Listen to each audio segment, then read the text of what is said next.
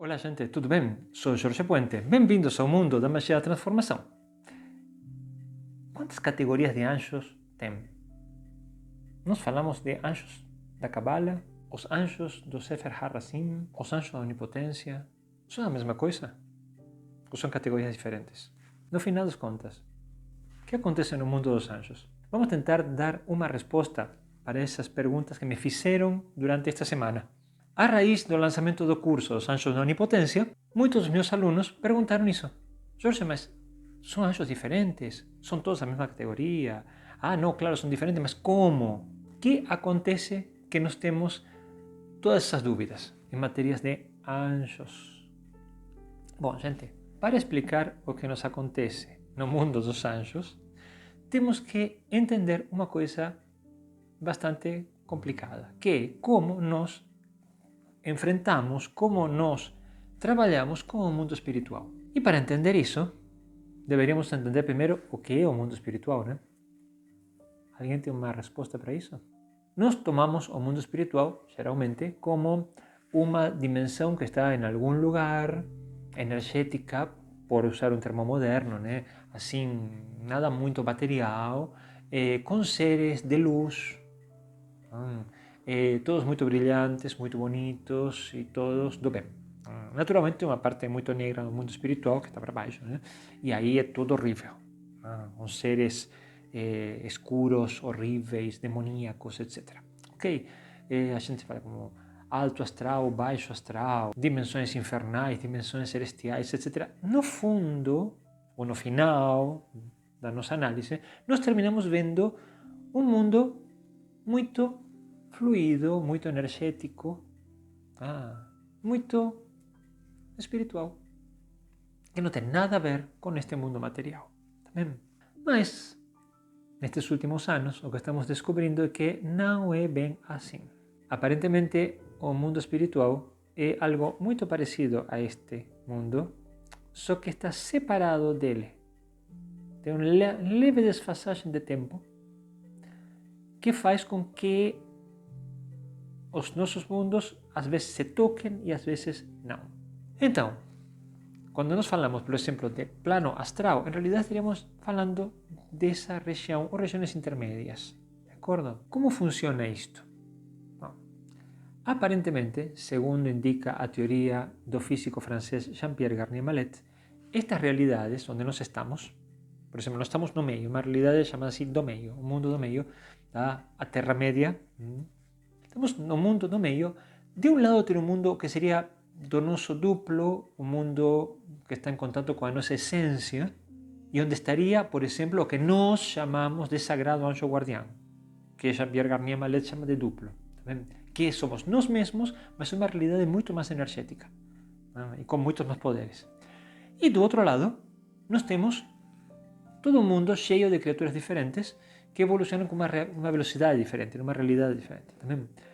Só que todas estas realidades são físicas, não são, entre aspas, espirituais, são físicas. Só que para nós, aqui, nesta realidade, não parecem. Por quê? Porque nós não temos acesso a elas como nós temos acesso a este mundo. De acordo? Então, dá a impressão de que é algo fora deste mundo. Também. Isso, antigamente, não era tão assim.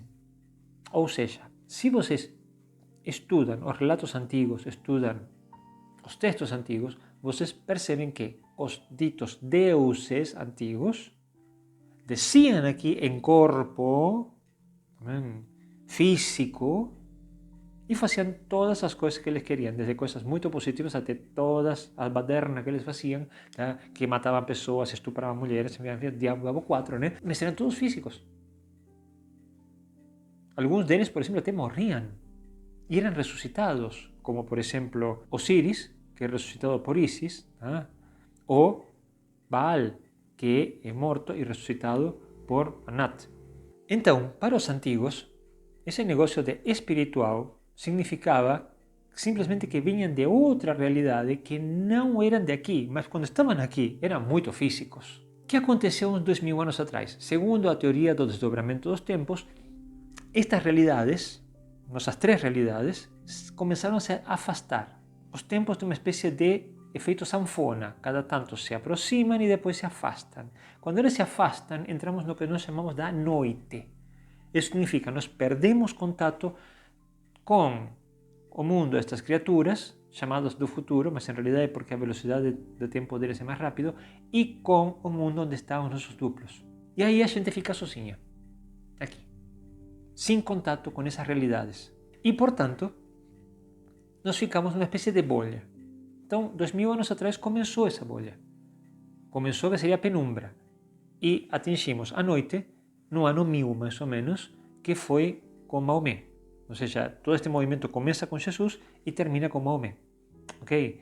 E então, nessa bolha de noite, nós não temos mais contato com essas realidades. Portanto, quando nós ficamos sozinhos, começamos a elaborar o que nós queremos na nossa cabeça a partir dos textos antigos que tínhamos.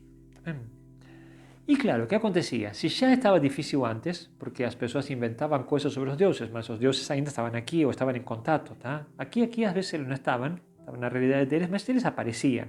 E se viam que o povo deles não estava tão bem como eles queriam, davam uma surra e acertavam as coisas. Mas aí começaram a sumir. E sumiram quase que definitivamente. E a partir daí, não tem nada para falar, olha, isso não é assim. Então começa a ter teorias. Ou seja, cada pessoa pega a informação e começa a elaborar o que ela quer. Esse é o efeito de estar na noite. E nós criamos uma coisa chamada teologia. O que é teologia? O estudo sobre o divino. Mas como estudamos o divino? Observando o divino? Medindo o divino? Como na ciência, né? Não, porque o divino não estava aqui. Nós não tínhamos contato com o divino. Só alguns iluminados podiam chegar a ter algum tipo de contato. O resto não. Então nós começamos a teorizar. Nós pegamos um texto e interpretamos aquilo. E nós deduzimos coisas daquilo. E a mente vai. Um pega um trecho e deduz uma coisa e fala. O outro pega o mesmo trecho e pensa outra coisa. E por aí fomos nos últimos 1000 anos. Pelo menos. Então terminamos criando categorias de seres, criando hierarquias, criando coisas que estão na cabeça das pessoas. E perdimos a ideia do que era realmente o mundo espiritual. O que acontece de uns 50, 60 anos para aqui? Os tempos começam a se comprimir e cada vez mais pessoas começam a ter acesso a essas realidades. Também, por isso nós temos um despertar espiritual gigantesco neste momento e, como falava uma das minhas mestras, por exemplo, antes, para transmitir energia, você tinha que ser um avatar. Ou seja, um Maomé, um Jesus, um Mokithi Okada, tá? Um Meisho Sama. Só essas pessoas, tá? Mikao Usui, tá? Só essas pessoas podiam transmitir energia. Neste momento, cada vez mais pessoas conseguem transmitir energia. Por quê? Porque a energia está aumentando, então começa a ser uma coisa comum. Tá? E nós estamos percebendo que estamos recuperando rapidamente o conhecimento sobre os seres antigos. E começamos a ver que realmente eles não tinham nada de espiritual, a não ser que moravam num outro plano e que tinham grandes poderes tecnológicos. Não que eles não tenham poderes próprios, porque, por exemplo, pelo que nós entendemos, os custódios são muito mais fortes do que nós, e com um QI que ultrapassa os 400 ou 500. Então dá uma surra em nós tranquilamente. Mas não deixam de ser seres físicos, com poderes imensos, mas físicos. Claro, já discutimos aqui no canal o que é ser um deus, né? Então não interessa muito se é físico ou não é físico. Se tem o poder de um deus, é um deus e ponto. Mas, a partir daí, quanto mais nós estamos reestudando os textos antigos e reinterpretando eles, não já com um olhar teológico, e sim com um olhar objetivo, fala, o que está escrito aqui, está escrito, significa isto. Não significa alguma coisa, significa isto. Descobrimos, por exemplo, que quando nós usamos a palavra anjo, que vem de angel, que por sua vez vem de angelus, do grego, significa mensageiro. E aí percebemos que essa categoria era dada, por exemplo, para os malaquim. Malaquim eram os mensageiros dos Elohim. Era uma casta guerreira, principalmente, Quando falamos guerreira, significa marcial. Eu vou desenvolver mais o termo marcial num vídeo sobre Heaven Official's Blessing, que eu vou tratar mais para frente, que mostra muito bem como se organizam os Elohim, né? Mas, por enquanto, fiquem com a ideia de que militar não significa necessariamente como nós vemos hoje. Tem sim uma parte que é absolutamente militar, mas tem uma parte que é marcial. Altamente organizados e muito fortes e violentos. Esses seres, disciplinadíssimos, serviam e servem os Elohim. Ok? Então, quando nós falamos dos Malakim, que são os anjos com os quais nós trabalhamos no curso de magia angelical, que são tirados deste livro, desse grimório, o Sefer HaRazim, que é o grimório mais antigo que nós temos até agora sobre anjos, é do ano 300, mais ou menos, depois de Cristo, uns 1700 anos de antiguidade. Estamos trabalhando com esses seres. Mas, quando nós trabalhamos com os anjos da Cabala, temos que entender que a palavra anjo começou a ser usada mais ou menos como único bom filho, porque antes eram conhecidos como gênios da Cabala, porque pertencem a uma categoria que não são necessariamente iguais aos Malakim. Para começar, estes seres têm nomes que têm 3 letras. Depois a gente coloca um El ou um Yah no final, tá? Mas originalmente o nome deles são só 3 letras. Isso é muito importante, porque indica que pertencem a outra categoria, estão diretamente relacionados ao funcionamento da estrutura da árvore da vida, que também não sabemos muito bem como é, de acordo? Ou seja, fisicamente, a árvore da vida a gente estuda aí, em Kabbalah, a gente pode delirar a vida inteira sobre a árvore da vida. Desde meditar até delirar mesmo, já ouvi coisas absurdas, né? E agora está todo mundo com a árvore da morte, tá? A árvore do mal. Então, mas tudo bem, digamos, a estrutura, a parte operacional a gente não conhece, como que alguém deve conhecer, mas nós não conhecemos bem. Mas sabemos que os 72 seres que nós chamamos gênios da Cabala, estão relacionados com a parte operacional e que quando nós nascemos unidos a um deles. São diferentes dos Malakim. E quando chegamos aos anjos da onipotência, por exemplo, nos encontramos com uma terceira categoria de seres, todos eles físicos, para nós parecem energéticos e têm um poder de um ser energético porque podem modificar nossa realidade também. Mas esta terceira categoria já não são militares, nem estão relacionados à estrutura de formação da nossa realidade, da árvore, tá? Da vida. Eles parecem estar relacionados à criação de realidades, ou seja, trabalham sobre as pessoas e modificam o campo onde se gera a realidade da pessoa. Então são bem diferentes dos outros. Agora, todos eles naturalmente pertencem à mesma casta, são todos Elohim, ou melhor, são todos custódios, não são todos Elohim, são todos custódios. Os Elohim parecem ser uma casta nobre dentro dos custódios. Ou seja, não todo custódio é um Elohim, mas todo Elohim é um custódio, porque são os nobres. Ou seja, mais ou menos tem a mesma estrutura de governo que nós teríamos numa monarquia ou num império.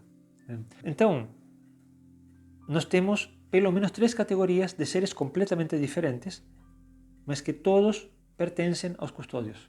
Ou seja, nós chamamos genericamente de anjos, mas em realidade são custódios e trabalham de formas diferentes. Então, a pergunta de tudo isto seria: bom, Jorge, tudo bem, mas então, por que eles aceitam trabalhar conosco? Se eles são militares, são marciais, outros são, assim, formam parte da estrutura de manutenção da árvore. Os anjos da onipotência são os mais claros, que gostam de trabalhar com as pessoas porque eles criam realidades, tá? Mas tudo bem, por que trabalham com os seres humanos? E a resposta mais simples a isso vem de uma coisa que nós vimos em Matrix e que nós já falamos muitas vezes e que novamente eu vou ressaltar. Vamos ver no vídeo que eu vou fazer a futuro de Heaven Official Blessing, tá? Onde se deixa muito claro por que estes seres trabalham conosco. É simples. A nossa devoção, a energia que nós emitimos durante o ato devocional, serve de alimento para eles. Alimento não alimento físico, alimenta as maquinárias deles. Eles conseguem pegar essa energia e transferir ou transformar a energia para as maquinárias deles. Tá vendo? Ou seja, o que vocês veem em Matrix é exatamente isso. Ok? Nós somos uma pilha. Por isso que a gente reza. Por isso que nós sempre tivemos esses templos gigantescos. Alguém parou para pensar para que era necessário levantar aqueles templos gigantescos no Egito? Templos que naturalmente não foram criados pelos egípcios, Porque vocês veem aquelas pedras que pesam 40 toneladas, 30 toneladas, e vocês veem que nenhuma pessoa podia levantar aquilo. Nós não conseguiríamos fazer hoje. Imagina se os egípcios iam fazer naquela época. Então foi feito pelos próprios custódios. Para quê? Ou seja, para que você precisa um monte de pessoas fazendo procissão, cantando e adorando o custódio? Ai, que lindo, sim, para a adoração, a devoção. Para quê? Para controle. Para controle tem outra forma, deixa o chicote em todo mundo. Para que precisa uma devoção? Porque a devoção alimenta. Por isso precisa. Agora, não tem nada de mal, não tem nada de errado nisso, desde que a gente tenha consciência. Porque quando nós temos consciência, nós podemos fazer o que faziam os antigos. Estilo, eu te dou algo e você me dá algo. E aí, nós entendemos por que trabalham conosco. Porque a nossa devoção alimenta o acampamento, alimenta o grupo, alimenta o ser individual, alimenta aquele a quem nós dedicamos a nossa devoção. Então, isso é uma coisa muito simples. Claro, depois tem coisas cada vez maiores, extremas, podemos fazer sacrifícios grandes, porque quando digo devoção, estou falando ainda do contato positivo, né? Mas a gente sabe que, por exemplo, os contatos ditos negativos, por exemplo, sacrifícios de animais ou de seres humanos, né? Geram um terror na vítima no momento do sacrifício, geram uma espécie de adrenalina enorme na pessoa que está fazendo o sacrifício, e isso é um impacto emocional gigantesco, que alimenta muito mais que a devoção, muito mais rápido. Não sei se é muito mais, mas é muito mais rápido. Só que é quase que insustentável, porque você não pode andar matando e matando toda hora. Entretanto, por exemplo, no Templo de Jerusalém, os sacrifícios eram alevosos, ou seja, não paravam um segundo. Então, sim, a gente poderia estar sacrificando o tempo inteiro, mas tudo bem, digamos que economicamente é meio que inviável. A devoção é uma coisa muito prática, porque você junta um monte de pessoas e essas pessoas mandam energia para um determinado ser e pronto, aquilo está tudo bem. É assim que funciona a realidade com todos estes seres, incluído com os nossos queridos anjos. Tá? Então, a partir de aqui, a única diferença é com que tipo de anjo nos sentimos mais cômodos para trabalhar. Mas lembre-se, todos são seres físicos no seu plano. Para nós não parecem tanto porque estamos separados ainda, mas para nós têm efeitos energéticos claramente porque modificam a nossa realidade, mas no plano deles são muito fortes, tá? São físicos e precisam da nossa devoção. Em troca da nossa devoção, eles nos ajudam.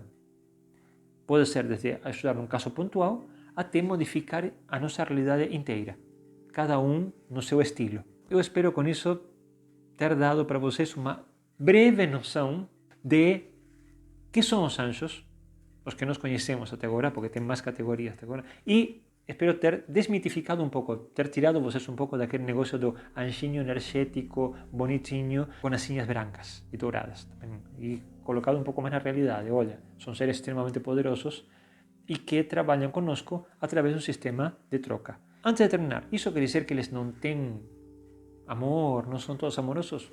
Não necessariamente amorosos. Eu nunca vi um malaquim amoroso.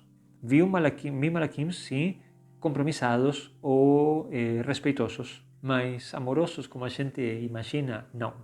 Os anjos da Cabala, muito menos. Entretanto, geralmente o nosso anjo cabalístico, nosso gênio da Cabala que estamos ligados, costuma ser muito parceiro quando você consegue um bom contato. Isso é de experiência própria, né? O Beuel comigo, sempre que eu precisei, ele ajudou. De acordo? Mas também são meios alien, uma deles. Tá? Os anjos da onipotência são os que têm mais curiosidade de trabalhar conosco até agora. Também. Embora são os mais modernos, os que mais estão acostumados a trabalhar conosco são os malaquim. Existe sim um relacionamento. E com os anjos da onipotência eu já vi que dá para ter relacionamentos mais intensos. Não são tão rígidos quanto os outros. Mas não são necessariamente amorosos, gente. Entretanto, não quebram as regras e não fazem maldades. Como falei, isso é muito importante. Com isso, espero ter respondido a pergunta de vocês sobre as categorias dos anjos. Como sempre falo, obrigado por estar aqui comigo, dividindo todos estes temas que eu acho apaixonantes e por isso estou trazendo para vocês. Se a Deus e o Deus estão de acordo, nós nos encontramos no próximo vídeo ou em algum podcast. Tá bom? Um grande abraço a todos.